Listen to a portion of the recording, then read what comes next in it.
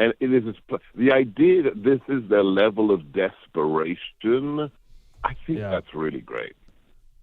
Yeah, I'm almost worried it's too much too soon, because I still think there's time for a Newsom Michelle ticket to be swapped in. Yeah, I think you almost gotta wait, maybe August. I know you can't time this right, but you don't want him to have a stroke today.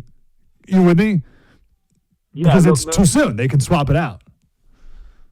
Somebody in, they'll just say, "Oh, I have nothing to do with the last 3.5 years. Vote for me." But the nice thing is, it's almost impossible to remove an incumbent. I mean, unless you really go for the 25th Amendment, and then you need 2/3 of the cabinet and the vice president and the Congress, which would be just the biggest self-burn for the Democrats ever.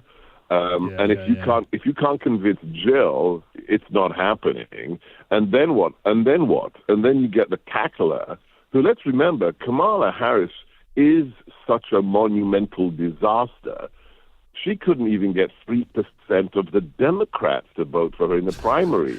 So they want her, the most unsympathetic, woman out there, to be their candidate. And then if not, how do you jump over the diversity hire?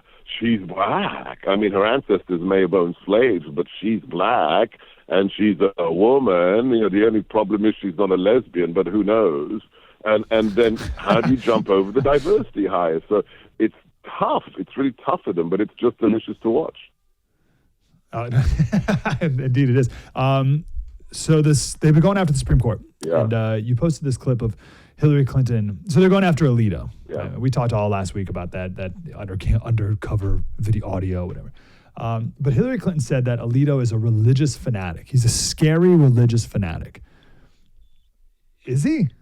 No, but the best part of that clip is, as she's talking to the most interesting thing is I asked my producer Jeff, so she's on a podcast. Hillary's on a podcast. Whose podcast? And she said, not like my religion or yours, Mark. Who's Mark? Oh, Mark Elias. Well, isn't that interesting? The literal architect of the 2020 steal. The man who, affected the $500 million from Zuckerberg to privatize the election. She's giving an interview to the man who was the mastermind for the 2020 steal. Well, that's interesting. And then she says, not like my religion or yours, Mark, ha, ha, ha. Yeah, Hillary Clinton's idea of religion. It's Baphomet. That's who she worships, right? It's Beelzebub. We know what religion she has. Radicals, fanatics. What, because they believe in God? I guess that makes you a fanatic nowadays and a radical if you believe in God, Mike. So good. So tell me more about this Mark Elias guy. So Mark Elias is the lawyer. You got to follow. He's got me blocked on Twitter. So Mark Elias is this, pencil-neck dweeby little incel character who is literally the brains behind what they did in 2020, how they changed the laws illegally without the state house's consent, convinced the secretaries of state and governors to say you don't need to verify signatures on ballots. He's the guy who affected Mark Zuckerberg's dropping $420 million to privatize the election, the drop boxes, and everything else. So Mark Elias is the man. If you want to, identify the guy behind the 2020 steal, it's Mark Elias, and Mark with the C. So you can check it out. And I believe to your first point, the fact that Hillary is merely on a podcast and going to the Tony Awards the other day, as opposed to in any position of power. I was thinking of the Supreme Court decision the other day. We got 2 good wins. And I was thinking if Hillary won and she had 3 justices on the Supreme Court, can you believe how different things would be today? Yeah, first things first, let's just put it all into context. She will never be president. It's great to see her do what she's doing, but God bless President Trump for guaranteeing that woman will never, ever be president. And that's 2020. Let's talk about what, Mark Elias did in 2024, because in 2022, I had an amazing, 2020, I had an amazing caller. This is when, you realize the power of radio, who called in and said, you know what? We have to be grateful for what they did, for what Elias and everybody else did in 2020, because if they hadn't stolen and rigged that election, suppressing the laptop and everything else, we would have no idea of the actual corruption of the Democrats and the permanent bureaucracy. I stopped for a minute. I thought, that's nuts. But you know what? I think that caller is right. We wouldn't have had the Mar-a-Lago raid, Navarro in prison, 74-year-old grandmothers being put in prison for praying. It's like, the cliche, it's darkest before the dawn. The steal of 2020 is a galactic-sized red pill for lots of people who had no idea. And I think, to some extent, we actually have to be thankful for it. I think that's right. Rock bottom is good. You need it. You gotta hit it. Yeah. I don't know if we're there yet, but it's definitely a new low. Well, just wait until, God willing, we do our part and he wins. Then we'll see the left. Oh my! Then we'll see the left. So I don't know if I just see the New York Times article. They wrote this whole thing about how there's all these groups. Don't worry, fellow Democrats. There's all these people and all these groups out there that are organizing now to preemptively take down the Trump presidency, if in case he wins. Yeah. So they know their guys losing. We're the threat to democracy. That's right. Yeah. So they talked about how Biden has rushed in a flurry of rules. Maybe you know the logistics of this, but I guess they put in a bunch of rules soon enough so that a new president can't just come in and summarily overturn them. I don't know what the background of that is, but the point is they had to do it to subvert the will of the people, who would then vote for a president and a Congress that then could not just rescind. Right. So obviously an anti-democracy point, but I mean obviously that's. Well, this is, when they say threat to democracy, threat to democracy, threat to democracy, what they mean is threat to the Democrats, because the American people want to eject them through the ballot box. Yes. I mean, the fascists have arrived. What we're talking about is not allowing the American people to choose their commander-in-chief. I mean, think about what it says when you're preemptively trying to remove the leader of the opposition from the ballots. You literally are a Nazi, right? That's who the Democrats have become, because you're saying what? I do not want to permit the American people to choose their own president. I mean, they are the fascists. We have arrived. Why do they hate Trump more than anyone? Yeah. That's my latest piece. He's an existential threat. He's the only person out there who represents an existential threat to their maintenance of power. And they know that.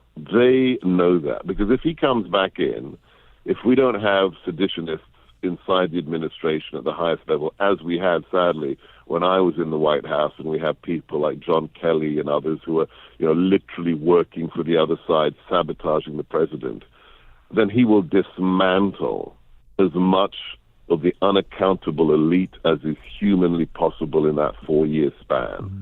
Because he's had it. And it's like you said, I mean, retribution is the key. Why? It's not revenge. It's justice. It's not about him. It's about hundreds and thousands and millions of Americans. One of the greatest problems with what happened in that courtroom in Manhattan 3 weeks ago is not what they did to him. That's obvious, that this is railroading, a kangaroo court, it's a show trial. But tens of millions of Americans lost complete faith in a justice system that can put them in prison for political purposes. That has to be restored, and there's only one person who has a chance of doing it, and it's my former boss, President Trump. He is an existential threat to those who think they get to decide who runs the country and not the will of the people. That's why he must be stopped. And look, let's be clear, nobody owns him. This is the only presidential candidate who, is not owned by the lobbyists, by Big Pharma, by Big Tech, by the military-industrial complex, by the unions. That's why he must be stopped, because nobody owns him, and the only thing he cares about is America. Okay. This New York Times article, the point of it was to say to Democrats, hey, don't worry, when Trump wins, there's a resistance ready to hit the ground on November 6th. And certainly, I don't think they'll let him be president, but whatever. We're ready to go, fellow Democrats, don't worry. So do you believe, on the people you know and what you know, that America First, that Team MAGA, that Trump and his team and the people that the infrastructure that's been built up these last 4 years since he's been president, do you think they are also ready to hit the ground running on day one and not look around and wait a couple of years and be like, oh, we didn't know? No, I think a lot of work has been done, whether it's Heritage 2025, whether it's America First Policy Institute or others. I talk regularly with former members of the Trump cabinet. Yes, the plans are being drafted or finalized right now. But I'll be brutally honest. My greatest concern is the size of the bench. I said this openly when I was in the White House and after I left the White House. One of the reasons that what happened to us happened is that when we walked into the White House, it was a small insurgency. It was a band of merry men. In my position, senior position, deputy assistant or above, there were literally less than 20 in the building who were MAGA, knew what they were doing, and wanted the will of the people to be realized. And then what happened? I mean, Steve Bannon said it in an interview with, I think, Vanity Fair. He said, quote, we made a drug deal with the RNC for bodies because we just needed bodies. There's 4,000 positions that are presidential appointed, and we just didn't have them. And so in comes the Schlepp, in comes the Bushies, in comes the, hidden Lincoln Project, people like Miles Taylor and Vindman and everybody else. That cannot happen again. And I don't have visibility on the size of the bench now, but it better be bloody big, because we need people who believe in the will of the American electorate and are prepared to fight. It's my friend Chris Plant makes this point, who has the morning show here in D.C. One of the most effective things the left has done in the last 30 years is to make sure that decent conservatives would never consider working in a Republican White House, let alone a Trump White House. Yes. Why? Because everything you put yourself through. Why would you put yourself through what my family went through, what Steve Bannon's going through right now? You have to be clinically insane or just love America that much. And we need hundreds and thousands of people that love America that much. Yeah, what, you want to be Giuliani'd? Right. Think about what they did to that man. With no exaggeration, no hyperbole, one of the greatest living Americans today. Put 5 mafia dons behind bars as a prosecutor. Brought New York back from the hellhole that it was in the late 70s to one of the greatest cities in the world, and then got it back off its knees after 9/11. And now he's disbarred. He's facing bankruptcy. They want to put him in prison. That's who the left are. I mean, they have literally no soul.